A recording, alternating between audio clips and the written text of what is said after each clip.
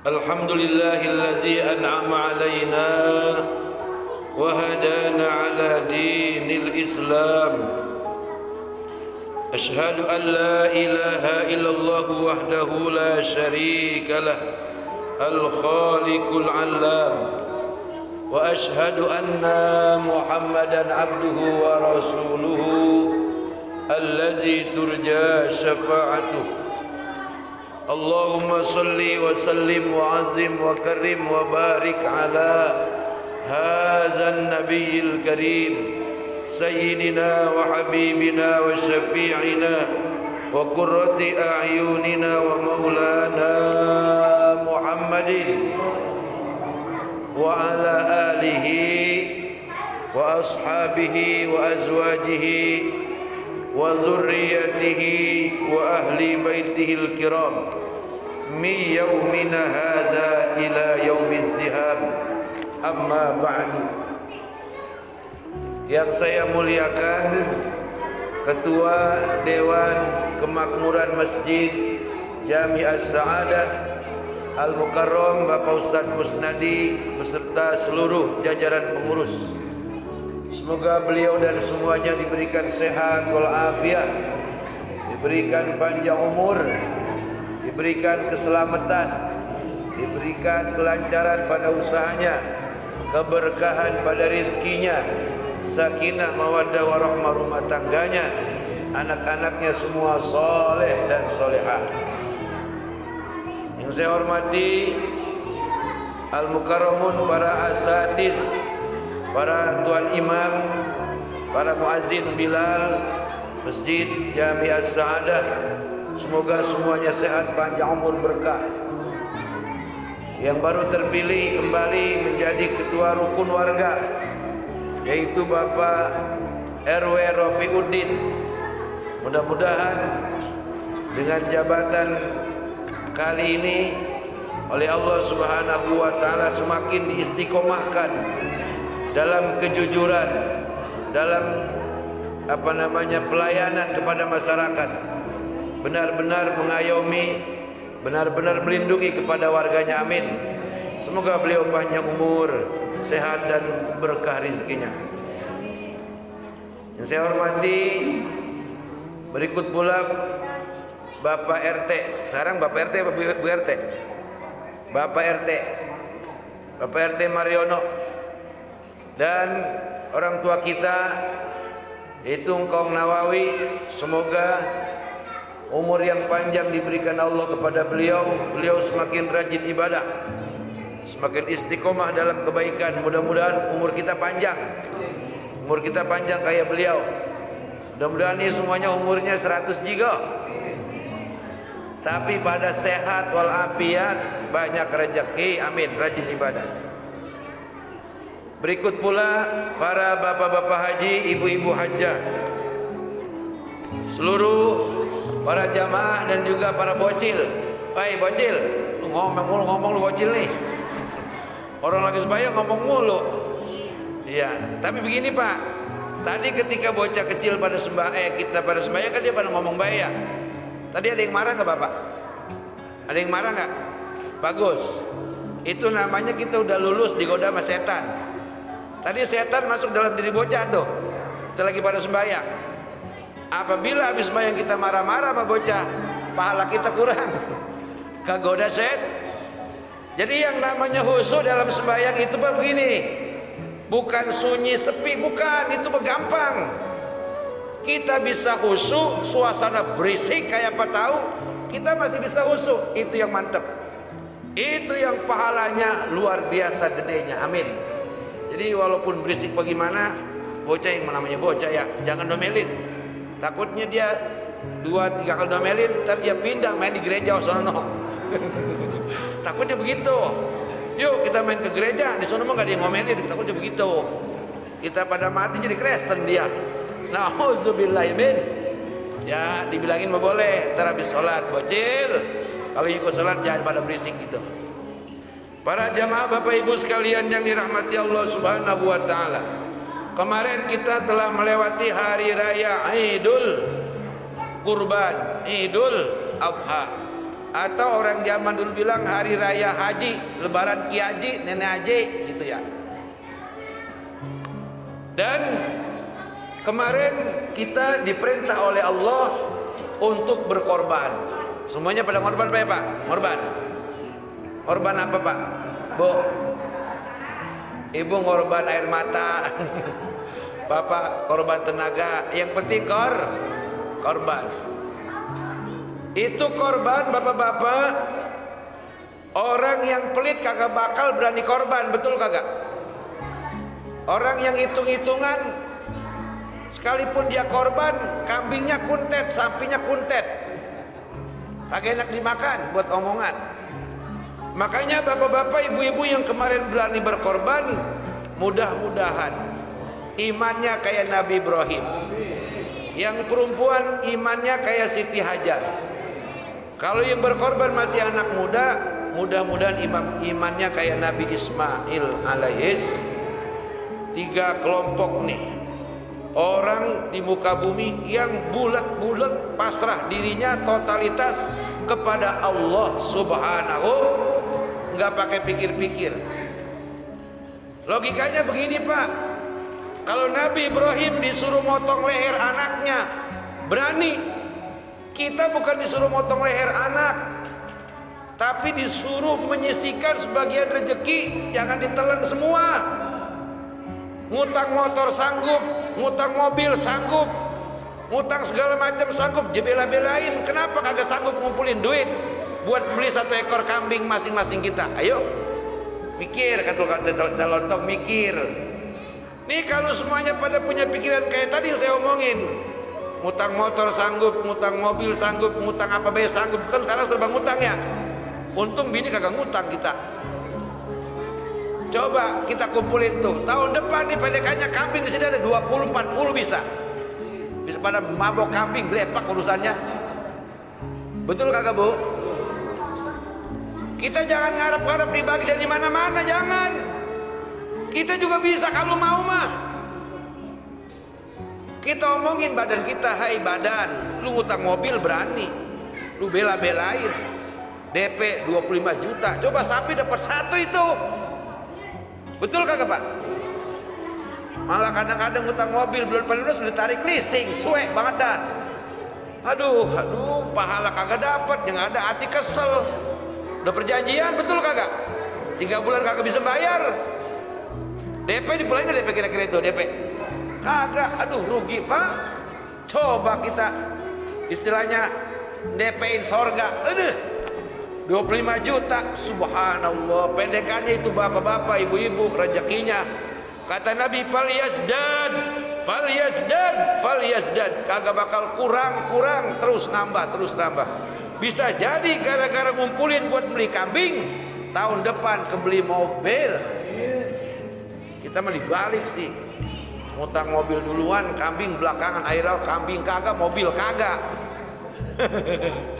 Ini mah kita lagi ngomongin badan dewek. Ngapa kita keblek bener Pak ya? Sama janji Allah kagak percaya. Ya kalau kita berpikir, kita salah nggak kira-kira nih? Banyak salah nggak kita Pak kira-kira? Banyak salah kita, banyak lalai, banyak melupakan apa yang dikatakan Allah. Kita kurang percaya, lebih percaya dengan hawa nafsu. Makanya Bapak, saya bangun pikirannya untuk Idul Adha yang akan datang. Kalau kemarin sapi ada 4, tahun depan sapi ada 15. Bukan dari Cina, ngapa dari Cina? Bukan dari pabrik, bukan dari Ayodhya, tapi dari jamaah Masjid As-Sa'adah, insya. Yang nggak kuat sapi, kambing 20, waduh mantep dah. Itu daging sampai kebagian ke Cikokol bawah Dari mana? Dari As-Sa'adah. Siapa yang hebat? Seluruh jamaah Masjid As-Sa'adah. Alhamdulillah. Sampai ada yang kata gini, emang di situ orangnya kaya semua. Betul. Kagak ada yang miskin. Matanya 2, kupingnya 2, kakinya 2, komplit. Kagak ada yang miskin, kaya semua. Amin ya rabbal. Para bapak-bapak, ibu-ibu, jamaah hadirin hadirat yang dirahmati Allah Subhanahu wa taala.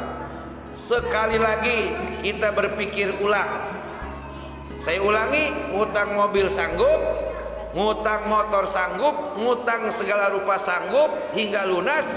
Kenapa buat ngumpulin cicilan korban kagak sanggup? Kata Cak Lontong, mikir. Kalau kita yakin sanggup apa tidak, Pak? Pak, kalau kita yakin masing-masing kita nyicil nih buat patungan beli sapi, nggak usah ngajak orang-orang, sekeluarga aja deh tuh, sekeluarga. Sanggup nggak kira-kira? Sebetulnya untuk 7 orang 1 ekor sapi itu utamanya untuk 1 keluarga, Pak. Sebetulnya mah. Cuman sekarang aja ada keluarga nih, bukan keluarga. Ntar takutnya di sono main tunggu-tungguan. Nanti di akhirat mau naikin kendaraan itu main tunggu-tungguan. Yang 3 udah nyampe, yang 4 di mana? Ada yang 4. Aduh. Kan kalau 1 keluarga makan ketahuan, betul kagak? Jadi coba nih tahun besok 1 keluarga 1 ekor sapi, insya Allah. Paling minimal 1 keluarga 2 ekor kambing, insya Allah. Begitu agungnya, begitu mulianya perintah kurban, bahwa sesungguhnya Nabi Ibrahim, bapak-bapak, ibu-ibu, dulunya berkurban. Sebelum disuruh motong anak, berkurban beliau 100 ekor onta, 100 ekor kambing, 100 ekor sapi, ratusan ekor setiap hari Idul. Tuh, kagak ada yang bisa nandingin Nabi Ibrahim. Di sini orang paling kaya, kayaknya paling lemusin yang 100 juta, 1 paling, 2, 3. Nabi Ibrahim 100 ekor onta, 100 ekor sapi, 300 ekor kambing, dewek. Subhanallah. Sehingga manusia pada kalut, pada kagum, pada jempolin semua. Kalau waktu itu ada WA, grup viral tuh berita. Sampai malaikat di langit terkagum-kagum, begitu beraninya Nabi Ibrahim berkorban demi cintanya kepada Allah Subhanahu. Tuh begitu, Pak. Sampai datang ujian, kata Allah, wahai Ibrahim, kalau kau berani berkorban dengan ratusan ekor sapi, ratusan ekor hewan yang aku perintah, sekarang aku minta korbankan anakmu demi cintamu kepada aku. Begitu kata Allah. Jawab Nabi Ibrahim, oke, kagak bakal nolak. Anaknya ditanya, oke. Bininya ditanya, oh, oke. Makanya dalam riwayat pemotongan Nabi Ismail, Pak, ternyata ilmu kebal itu bukan apa-apa. Berangkat dari totalitas pasrah kepada Allah, iman yang mantap kepada Allah Subhanahu. Terjadi keajaiban loh, Pak. Ketika Nabi Ismail dibaringkan di Jabal Kurban dengan mata ditutup, kaki dan tangan diikat. Tahu nggak, Pak? Ketika pedang Nabi Ibrahim hendak memotong leher Nabi Ismail, kagak mempan, Pak. Lehernya kagak mempan. Subhanallah. Lehernya kagak mempan. Itu kayak godot besi. Sampai kata Nabi Ibrahim, apa kurang diasah kali? Kemudian itu pedang dihantamkan ke batu, batu terbelah 2. Kalau kata orang sekarang, gila kagak tuh golok tuh. Batu terbelah 2, tapi leher kagak mempan. Subhanallah. Kemudian kata Nabi Ismail, wahai ayah, apakah engkau masih tidak tega, tidak ridho untuk menyembelihku? Iya wahai anakku, sudah redokan saja. Saya dan ayah pasrah tunduk akan perintah Allah. Singkat cerita, dipotong dengan potongan kali yang ketiga, itu pedangnya terbang, agak nyampe ke leher Nabi Ismail alaihis. Untung kagak kena, kalau kena habisnya orang laki nih. Itu kalau kata sekarang ilmu kebal itu. Mukjizat Nabi Ismail ketika dipotong lehernya kagak mempan sama sama golok sama pedang. Subhanallah. Totalitas yakin kepada Allah Subhanahu. Maksud saya begini Pak, jika diantara ada bapak-bapak, ibu-ibu yang kurang sehat, terus ibadah, minta sehat, insya Allah dikasih sehat. Jangan putus asa. Jika ada bapak-bapak, ibu-ibu yang hari ini rezekinya lagi peceklik, terus bangun malam sambil ngedoain anak yang pada kerja, suami yang pada usaha, yakin akan datang pertolongan Allah Subhanahu. Semakin kita ragu, iblis alaihi laknatullah dengan setan-setan para anak buahnya semakin senang godain kita umatnya Nabi Muhammad sallallahu alaihi wasallam. Yakin, sudah diajarkan sama Nabi Ibrahim, sama Nabi Ismail, totalitas yakin kepada Allah. Itu golok pedang yang begitu tajam, agak mempan motong leher. Artinya apa? Kalau kita sudah yakin kepada Allah, Allah akan memberikan pertolongan yang besar kepada kita. Amin ya rabbal alamin. Begitu ceritanya. Sehingga totalitas keimanan sempurna dari Nabi Ibrahim, Nabi Ismail, bininya Siti Hajar. Ini 3 serangkai ini, bapak, emak, anak soleh semua. Amin. Maksud saya nanti ibu-ibu, kalau omongan saya nanti dipakai besok nih, mulai besok mau patungan apa, mau nyelengin korban, ibu jangan ngomong apa-apa, udah ngikut aja, saya mah terserah bapak. Tuh namanya ibu yang beriman seperti Siti Hajar. Ayo kita nyelengin, babanya emaknya kompak tuh, sehari misalnya 50.000 misalnya, atau seminggu 100.000 misalnya, kompak tuh. Udah jangan dibuat kondangan mana, ini kan sekali musim kondangan ya Bang, kalau korban masih lama ini, kondangan banyak. Udah jangan ngomongin kondangan. Dengan kita bersedia untuk DP-in sorga, dengan berkorban, ntar di kondangan bakal datang. Amin ya robbal. Jadi maksudnya, kalau sudah menuju Allah, jangan tengok kiri, tengok kanan, apalagi nengok ke belakang. Terus ke depan, pandangan mata kita yakin akan datang pertolongan Allah Subhanahu wa ta'ala. Jadi singkatnya, suksesi atau kunci sukses sebuah keluarga yang disebut sakinah, mawaddah, warahmah, babanya, emaknya, kemudian anak-anaknya ini seirama, seiring, sejalan. Amin. Harus begitu. Seiring, seirama, seia, sejalan, seia, sekata, senasib, sepenanggungan. Semuanya tujuannya ke Allah Subhanahu. Nah, hal ini dijelaskan oleh Allah Subhanahu wa ta'ala kepada Nabi dalam surah Al-Kautsar. Kalau orang dulu bilangnya inna atoina. Yuk kita baca bareng-bareng. Bismillahirrahmanirrahim.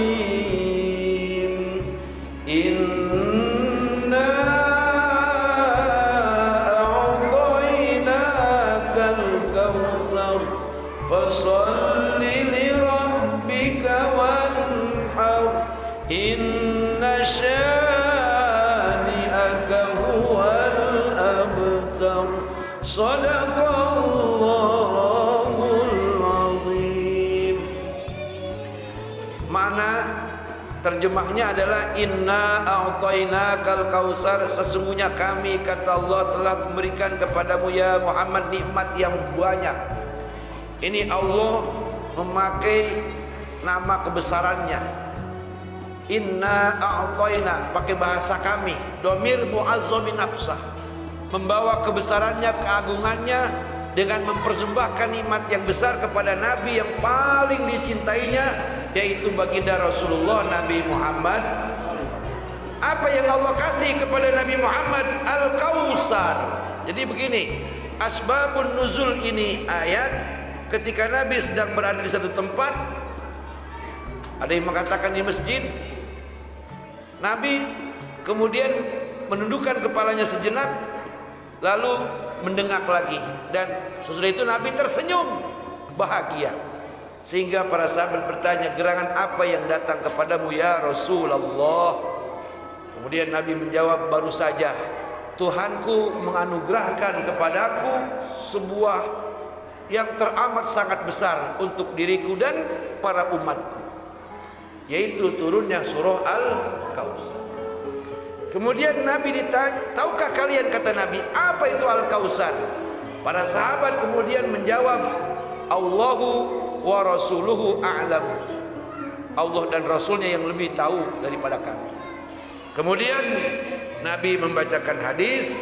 Dalam hadis Rasulullah sallallahu alaihi wasallam bersabda, Al-Kautsar fa innahu nahrun wa'adanihi Rabbi azza wa jalla alaihi khairun katsir wa huwa haudi taridu alaihi ummati yaumal qiyamah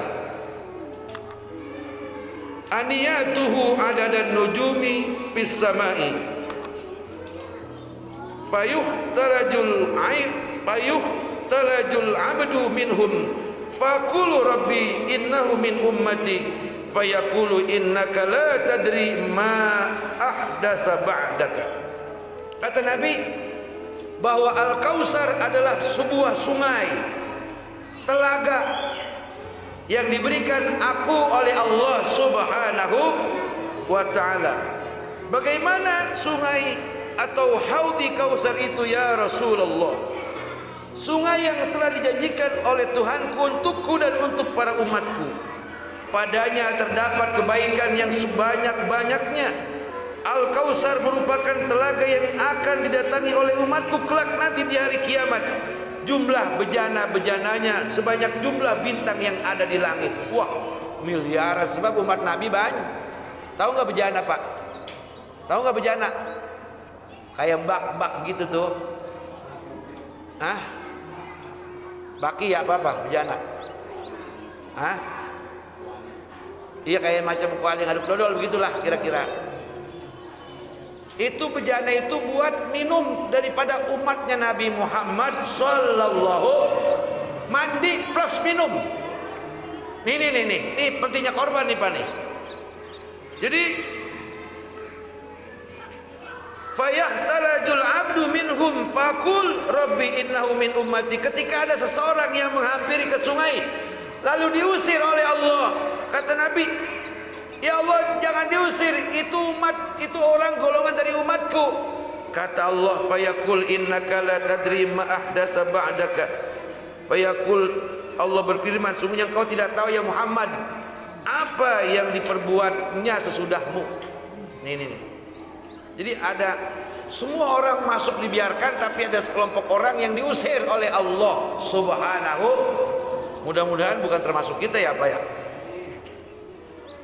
Jadi ini sungai hanya dimiliki oleh Nabi Muhammad sallallahu alaihi wasallam, namanya Al-Kautsar. Makanya kata para ulama, siapa yang pengen banyak-banyak rezekinya, dawamin surat Inna A'thaina. Dawamin. Tiap habis sembahyang apa 10 kali, apa 11 kali. Bismillahirrahmanirrahim. Inna a'thainakal kautsar fasholli li rabbika wanhar. Inna syani'aka huwal abtar. Dari sekian banyak surat ini nggak ada mimnya Pak, nggak punya mim. Inna a'thainakal kautsar fasholli li rabbika wanhar. Inna syani'aka huwal. Ada mimnya nggak? Nggak ada. Termasuk ini surat buat penangkal santet teluk alias guna-guna. Jadi kalau ibu-ibu diguna-guna sama bini muda, bacanya inna a'thainakal. Apa Al-Kautsar anti hipnotis. Ibu kalau mau kemana-mana pakai kalung, pakai gelang, pakai aja. Tapi sebelum berangkat baca inna a'thainakal kautsar. Insya Allah itu kagak bakal dihipnotis, tapi dijual di toko emas. Lah mendingan dijual ibu ya, duitnya buat apa kek, buat beli mobil kek, buat korban kek gitu, daripada dihipnotis dicolong sama orang.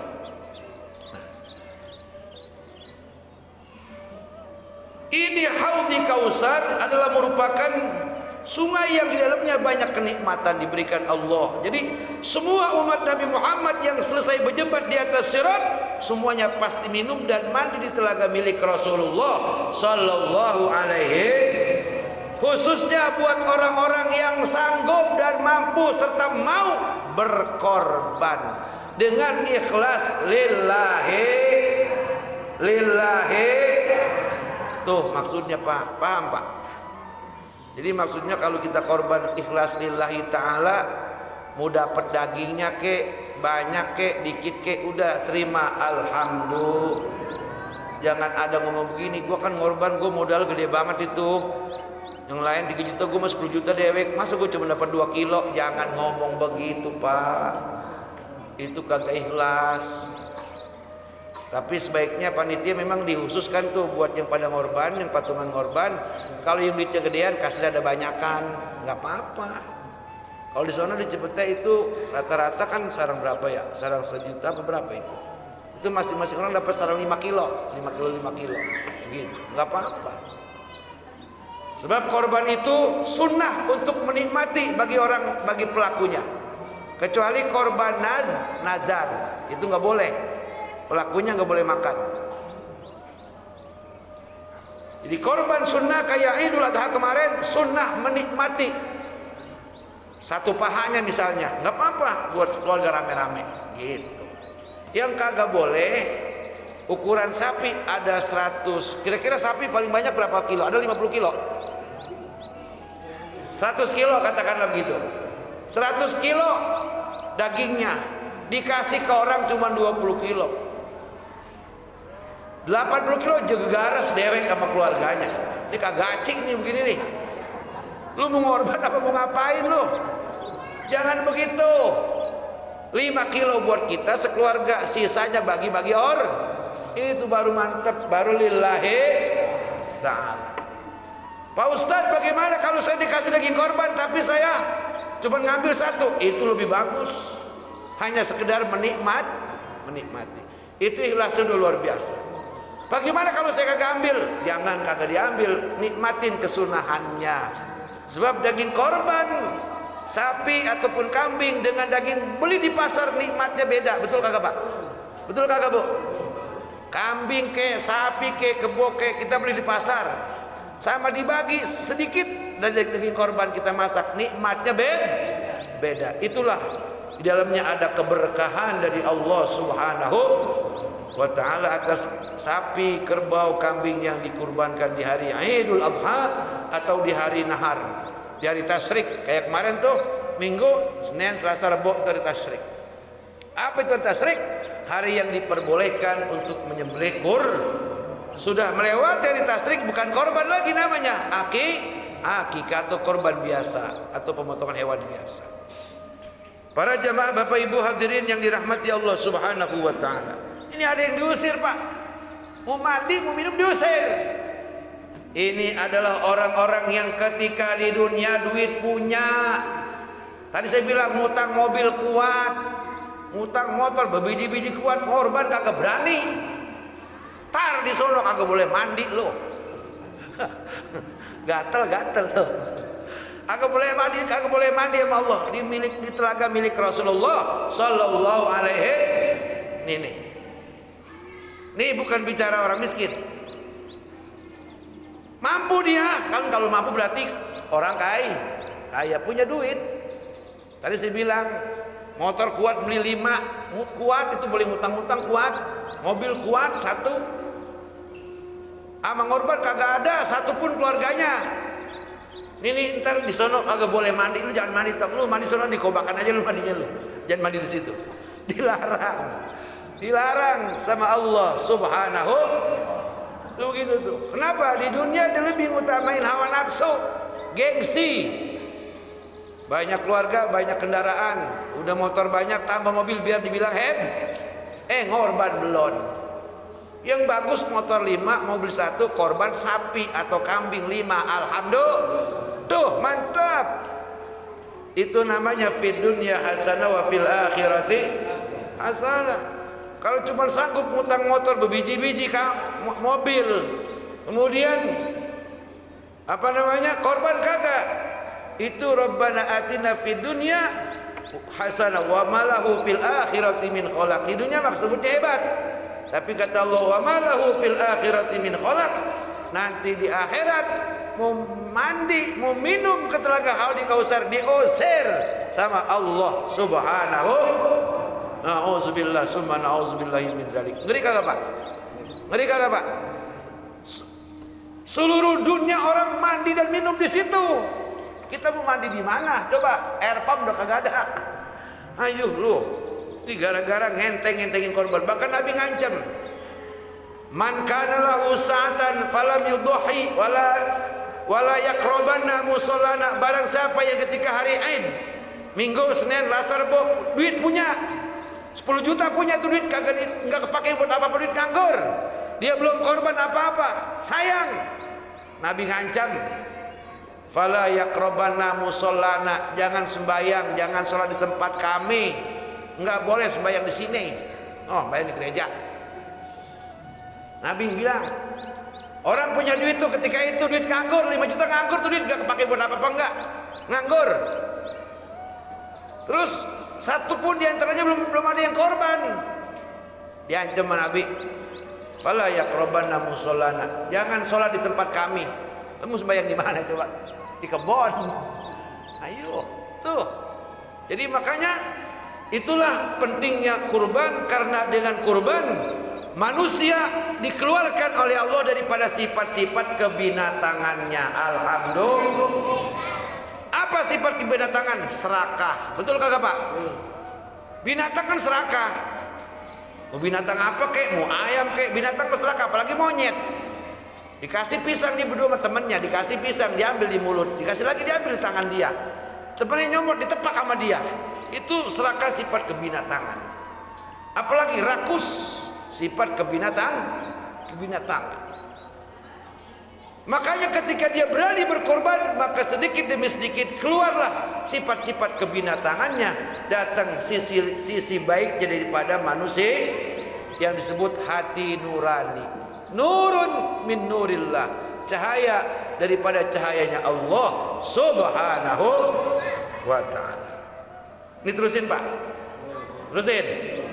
Ini baru sampai inna a'tainakal. Selanjutnya fasolli li rabbika wanhar, maka dirikanlah solat, maka olehmu dirikan solat li rabbika, karena Tuhanmu, dan berkorbanlah. Kita udah jelas, kita sebelum membaca Al-Fatihah, sebelum ruku, sebelum i'tidal, sebelum sujud, sebelum duduk di antara dua sujud, sebelum tahiyat, sudah dikasih warning sama Allah. Apa warningnya? Inna salati wa nusuki wa mahyaya wa mamati lillahi rabbil alamin. Sebab kalau nggak ada ikrar kayak gitu, Fatihahmu percuma, ruku sujudmu percuma, i'tidalmu percuma, sia-sia. Sujudmu percuma, duduk di antara dua sujudmu percuma, tahiyatmu juga percuma kalau kagak diawali dengan pasrah diri, totalitas, bulat-bulat, secara sempurna dari ujung rambut sampai ke ujung kaki, pasrah lillahi rabbil. Salat kita, ibadah kita, semuanya, hidup kita, mati kita, kita persembahkan hanya untuk yang menciptakan kita, hanya untuk yang memberi makan kita, yang memberi hidup kepada kita, yang menyediakan sorga buat kita, yaitu Allah Subhanahu. Baru kita baca Bismillahirrahmanirrahim, Alhamdulillahi Rabbil Alamin, dan seterusnya. Betul kagak Pak? Makanya walaupun doa iftitah itu sunnah, tapi dia sangat menentukan kualitas seseorang di dalam sholat 5 waktu. Pada apal Bu? Apal. Coba kita baca para rame-rame.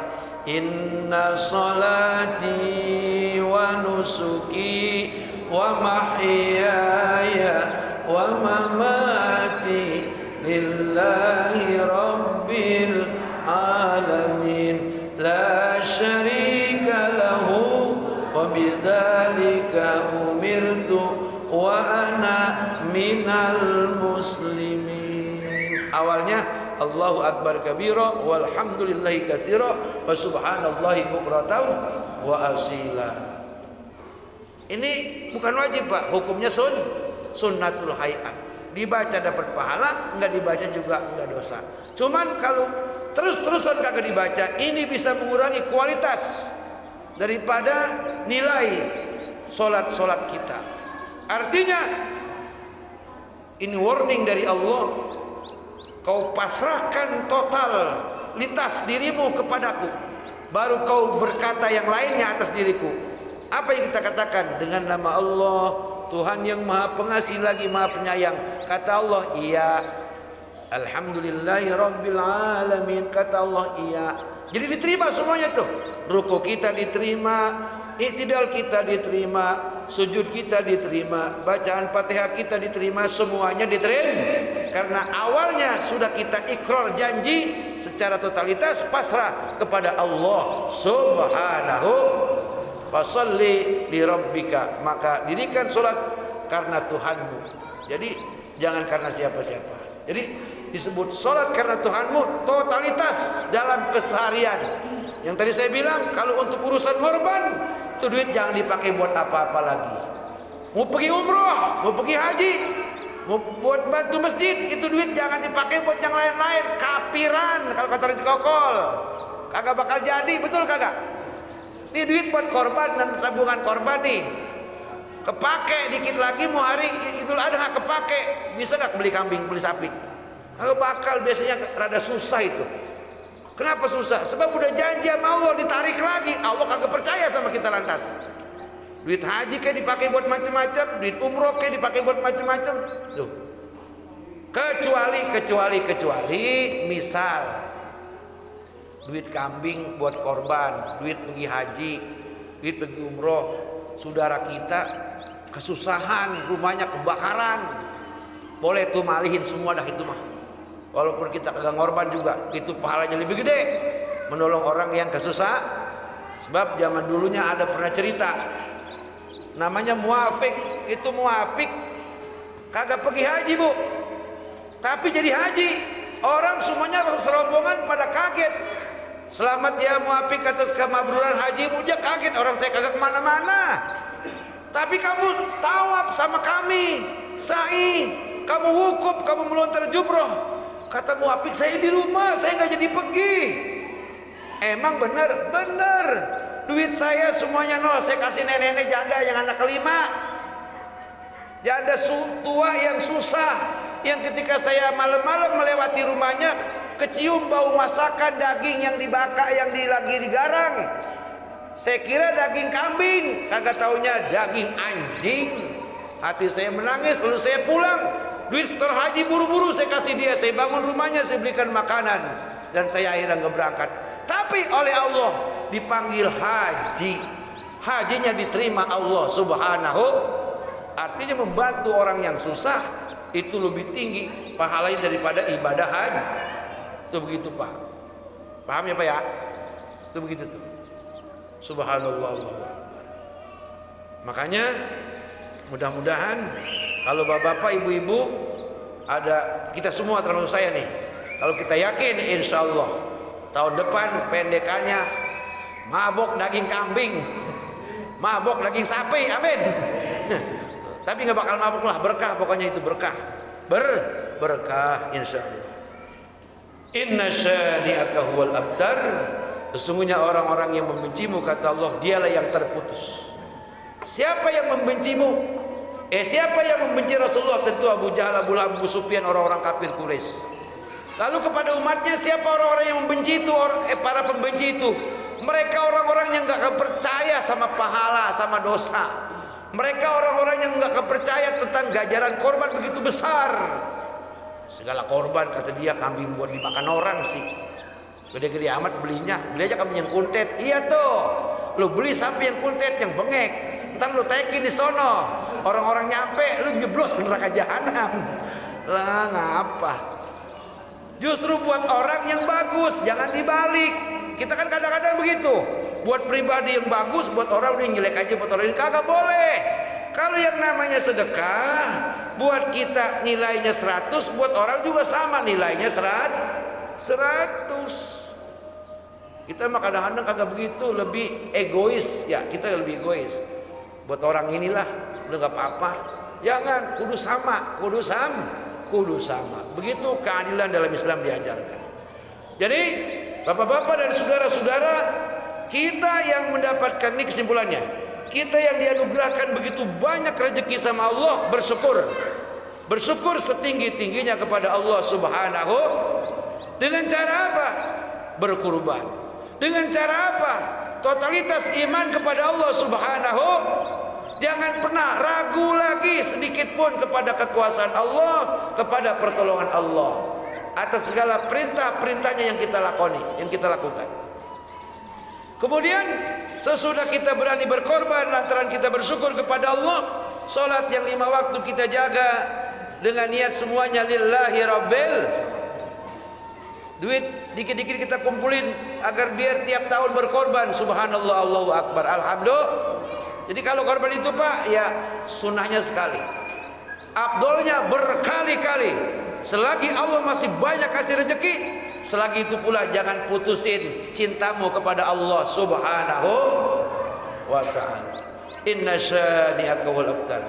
Allah kasih jaminan, kalau kita dikasih rezeki banyak bersyukur terus berkorban, salat khusyuk hanya karena Allah Subhanahu wa ta'ala, ya Allah kasih jaminan. Apa jaminannya? Inna syani'aka wal abtar.